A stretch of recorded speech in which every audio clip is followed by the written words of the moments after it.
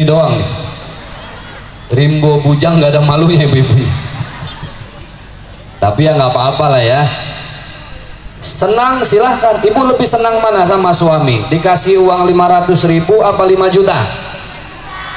Jangan ada munafik antara kita, biasa saja. Ibu lebih senang mana? Dikasih 500.000 apa 5 juta? Ibu lebih senang mana? Dikasih 5 juta apa 500 juta? Fix matre. Ibu lebih senang mana? Dibeliin motor apa mobil? La ilaha illallah. Orang sini bilang motor ya, mobil. Karena kalau di Pekanbaru tuh aneh pak, orang bilang motor tuh Honda. Saya dijemput sama panitia, Ustadz kita naik Honda. Nggak mau, saya bilang. Kenapa? Mereknya Yamaha. Jadi di sana mau Kawasaki, mau Yamaha, bilang ya Honda. Di sana mobil Otto. Ada lagi di Medan motor itu kereta. Di sini motor ya motor, mobil ya mobil. Oke, saya tanya lagi, ibu lebih senang mana sama suaminya dibeliin motor apa mobil? Mobilnya yang 100 juta apa yang 1 miliar? La ilaha illallah. Itu senang. Kenapa saya banyak tanya? Supaya kita berpikir, makin mahal mobilnya makin senang, makin banyak uangnya makin senang, makin mewah mobilnya makin. Tapi ingat dong rumusnya tadi, orang senang belum tentu bahagia. Apa itu Ustadz bahagia? Senang bahasa Arabnya as-surur, bahagia al-hasanah. Apa bu? Sekarang ibu baca doa, di setiap penghujung doa pasti bacanya gini, coba hafal semua. Rabbana atina fid dunya hasanah wa fil akhirati hasanah wa qina. Ternyata Masya Allah yang kita minta sama Allah setiap doa itu bukan senang, bukan cuma dunia, tapi hasanah. Hasanah itu artinya bahagia. Apa itu bahagia? Bahagia itu adalah hati yang bersyukur kepada Allah Subhanahu. Alhamdulillah. Ibu pakai jam tangan, bapak pakai arloji. Jam tangan yang mahal itu jamnya apa tangannya? Ayo. Jam tangan yang mahal jamnya apa tangannya? Bapak pakai jam tangan 10 juta tapi Allah nggak kasih tangan. Mau taruh di mana jamnya? Kaki. Taruh di kaki jadi jam kaki. Taruh di leher jadi jam leher. Kacamata yang mahal kacanya apa matanya? Masya Allah. Ikat pinggang yang mahalnya ikatnya apa pinggangnya? Ada kakek-kakek pakai ikat pinggang 15 juta tapi Allah nggak pakai pinggang, melorot. Melorot orang Jawa bilang apa? Sama. Kaos kaki yang mahal kaosnya apa kakinya? Alhamdulillah. Orang yang bahagia tuh gini, simple. Ustadz, suami saya kerja kemana-mana naik mobil. Alhamdulillah. Panas nggak kepanasan, hujan tidak kehujanan. Ibu jangan lihat yang suaminya kerja naik helikopter bu, stres, pusing, pening. Orang Jawa bilang mumet. Ibu kalau lihat tetangga suaminya pergi naik helikopter, mumet bu. Betul nggak? Setuju? Yang suaminya naik motor, alhamdulillah. Jangan lihat yang suaminya naik mobil. Kenapa? Mumet. Orang Aceh bilang mumang, orang Pekanbaru bilang pening. Yang ada jadi tidak terasa nikmat, yang ada jadi susah merasa bersyukur. Mau naik mobil, mau naik motor, alhamdulillah. Ya Allah Ustadz, suami saya naik motor, alhamdulillah. walaupun kehujanan pas hujan, kepanasan pas panas, yang penting bisa sampai tempat kerja, alhamdulillah. Yang suaminya naik sepeda, orang sini bilang apa sepeda? Hah? Ontel? Apa? Pit? Itu bahasa mana, Pak? Sepeda pit. Bener, Bang? Bang jangan ngerjain saya, Bang. Jam tang saya dari Jakarta dikerjain nih. Sepeda pit. Udah sepedanya bagus, mahal, harganya 15 juta, 30 juta, 100 juta. Bapak naik apa? Pit. Ini lebih aneh dari Pekanbaru, Pak. Lebih aneh motor dibilang Honda, sepeda pit. Ya udah sepeda aja lah. Yang suaminya naik sepeda alias pit. Alhamdulillah, Pak Ustadz, suami saya naik pit, Pak Ustadz. Saya bersyukur, ya Allah, nggak pernah saya lihat tetangga saya yang suaminya naik motor, apalagi naik mobil. Saya suami cuma naik sepeda, alhamdulillah, Pak Ustadz, alhamdulillah. Kenapa? Bersyukur, hitung-hitung olahraga. Ibu suaminya kerja, naik pit. Iya Pak Ustadz, olahraga, Masya Allah. Suami saya Pak Ustadz, alhamdulillah, tiap hari kerja naik sepeda. Rumah di Rimbo Bujang, kantor di Jambi. 3 hari naik pit, mati Pak Ustadz. Kenapa? Betisnya meletus Pak Ustadz. Bersyukur, alhamdulillah.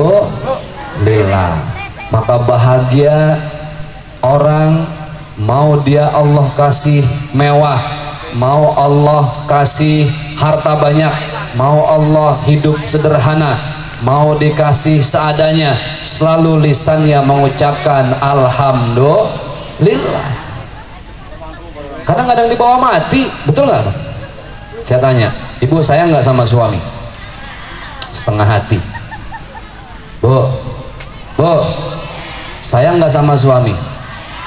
Kalau suami ibu sayang ibu? Lah kok nggak jawabnya, nggak tahu Ustaz.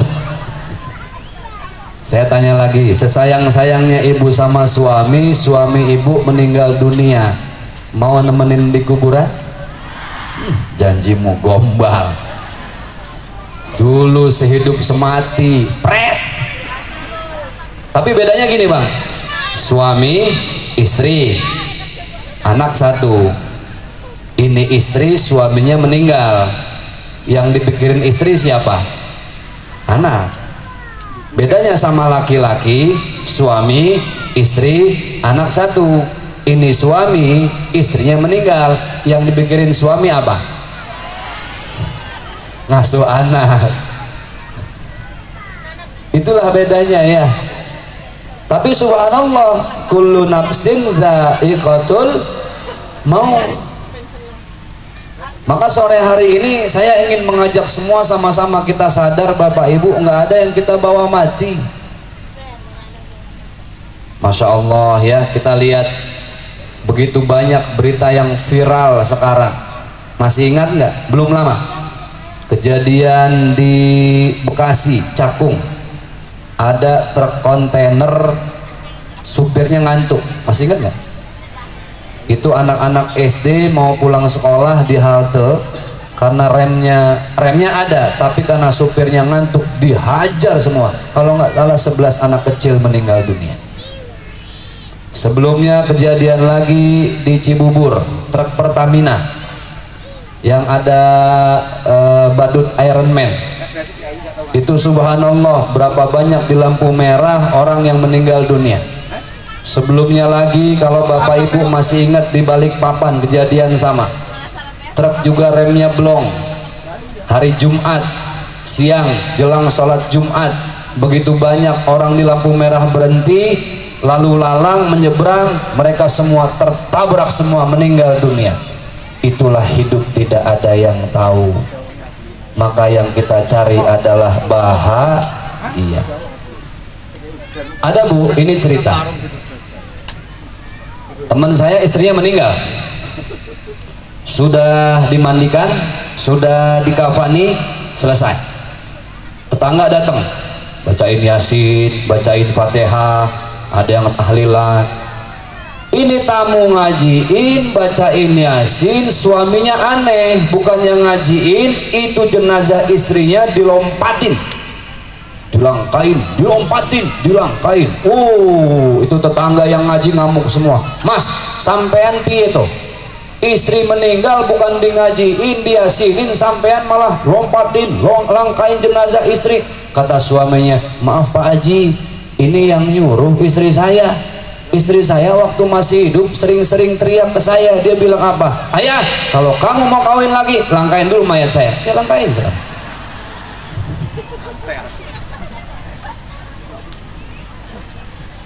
Jadi ingat Ibu, siapapun orang yang kita sayang, tidak ada yang mendampingi dalam kematian kita. Hasbunallah wa ni'mal wakil, ni'mal maula. Siapa orang yang bahagia, mobilnya bukan cuma senang tapi bikin bahagia, hartanya tidak hanya menjamukan senang tapi justru menyuguhkan bahagia, jabatannya tidak menjadi malapetaka tapi justru menjadi hadiah yang indah buat hidupnya. Bagaimana syarat untuk bahagia? Syarat untuk bahagia Bapak Ibu, jaga amanah dari Allah yang paling penting, sholat sebanyak 5 waktu. Orang bahagia kuncinya harus subuh berapa rakaat? Zuhur, asar, maghrib, isya, taraweh. 2. Ada yang 11, ada yang 23 dengan witir. Bapak Ibu yang berbahagia, saya tanya, saya nggak sholat. Ini abang-abang grup hadroh apa namanya Bang? Tibbun Nabi, Hubbun Nabi. Ini abang-abang Hubbun Nabi, saya, bapak-bapak, mbak-mbak, semua kita tinggalin sholat. Misal, pertanyaannya, Allah rugi apa enggak? Enggak. 1 rimbo bujang tidak ada yang sholat, Allah bangkrut apa enggak? 1 Indonesia, 1 bumi, tidak ada manusia yang menyembah Allah, ditinggalkan semua sholat 5 waktu, Allah gulung tikar apa tidak? Tidak.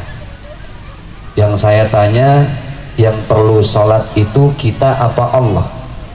Kita. Karena kita perlu Allah, makanya setiap sholat awal gerakannya takbiratul, bacanya apa? Allahu Akbar, artinya Allah Maha. Kalau sudah Allahu Akbar, saat itulah kita sedang berusaha dekat dengan sang pencipta alam semesta, Allahu Rabbu Jalla Jalaluh. Allahu Akbar.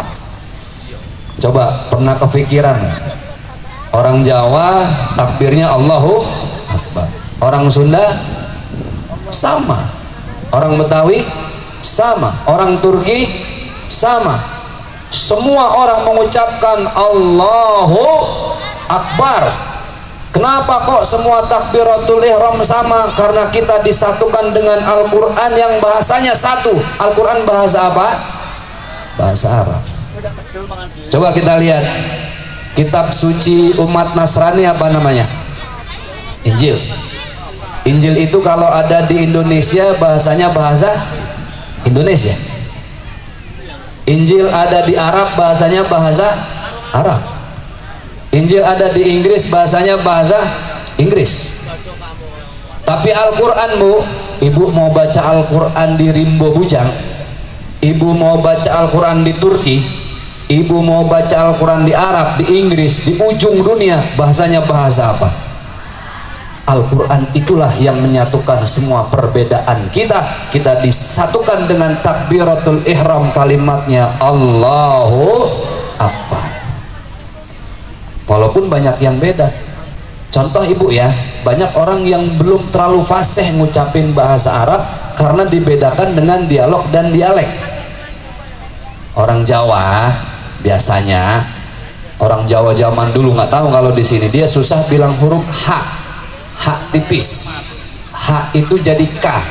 Makanya masih banyak orang Jawa bilang Al-Fatihah jadi Al-Fatihah.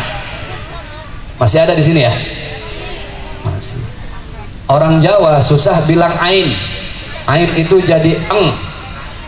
Jadi alhamdulillahirabbil ngalamin. Colek ngalamin apa bu? Nanti beda lagi sama orang Sunda. Orang Sunda itu biasanya susah bilang huruf fa atau f. Fitnah jadi fitnah. Baca surat Al-Fil, fil harus dengan fa, bacanya Al-Fil. Makanya orang Sunda kalau baca alam tarokai papa ala, karena setelan pabriknya nggak bisa bilang huruf F. F itu jadi F ya bu ya. Sekarang beda lagi, orang Sunda itu ada yang halus ada yang kasar. Badai kemana itu halus. Jawa juga ada yang kasar ada yang halus ya. Di sini Jawanya Jawa kasar apa halus? Campur. Saya lebih suka dengan orang yang ngomong Jawa kasar mas. Kenapa? Kalau ada orang ngomong Jawa halus berarti yang ngomong makhluknya juga makhluk halus. Orang Jawa beda nih. Di Sulawesi orang Makassar dia nggak bisa bilang zal. Zal itu dia jadi S. Makanya orang Makassar bilang ustaz panggilnya ustaz. Nah, tadi MC kita kan suka bilang jamaah, jamaah, alhamdulillah. Itu Ustadz Maulana dari Makassar. Ustadz Maulana tuh kalau ketemu saya, assalamualaikum ustaz, ke saya, assalamualaikum ustaz, saya jawab waalaikumsalam, biar ada S nya. Apa bisa dirubah? Nggak bisa bu, udah setelan pabriknya, biarin aja. Tapi disatukan dengan Allahu Akbar. Beda lagi ada orang Medan, ada Medan di sini, ada orang Medan susah bilang huruf Medan. Medan itu bilangnya semua. September, September. Betul nggak? Bilang November, November. Desember, Desember. Makanya orang Medan jangan suruh beli rujak bebek. Ngomongnya susah. Ada orang Medan datang ke tanah Jawa, Lai, aku mau beli itu rujak bebek. Kata orang Jawa, ini bukan bebek, bebek tidak dirujak di sini bang. Ini namanya rujak bebek. Diajarin sama orang Jawa, bang, Lai, panggilnya bebek. Ah itu maksud aku bebek. Udah setelan pabriknya, nggak bisa dirubah. Walaupun begitu takbirnya sama, Allahu Akbar. Yang paling kreatif orang Indonesia itu suku Madura kayaknya. Ada Madura. Madura itu kreatif. Lihat, kalau dagang tulisannya SATE, sate. Tapi dagangnya gimana? Sate. Tulisannya sate dibaca deh sate tadi. Nah, taman kanak-kanak, teman-teman anak-anak. Makanya lihat orang Madura seumur hidup nggak ada yang jadi pimpinan baris berbaris. Repot. Pak polisi baris berbaris, ya siap tadi ya. Regere nan kanan regere. Tuh yang dibarisin orang Betawi ngamuk, mau lo kiri kanan tak gue tabuk nih. Madura beda, Medan beda, semua beda. Tapi lihat Al-Qur'annya sama, Al-Fatihahnya sama, takbiratul ihramnya sama, ucapannya Allahu.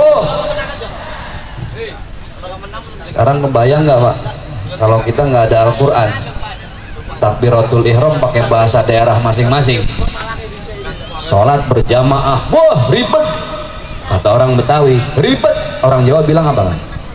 ruwet. Imamnya orang Betawi, makmum dua, satu Sunda satu Padang. Orang Betawi takbir pakai bahasa Betawi, Allah gede amat. Betul gak? Orang Sunda nggak mau kalah sama orang Betawi. Allah apa kalau Sunda? Allah nu ageng, ada nya. Yang repot orang Padang biasa dagang, suaranya keras, Allah dan gadang. Kata malaikat di belakang, one mande ranca bana.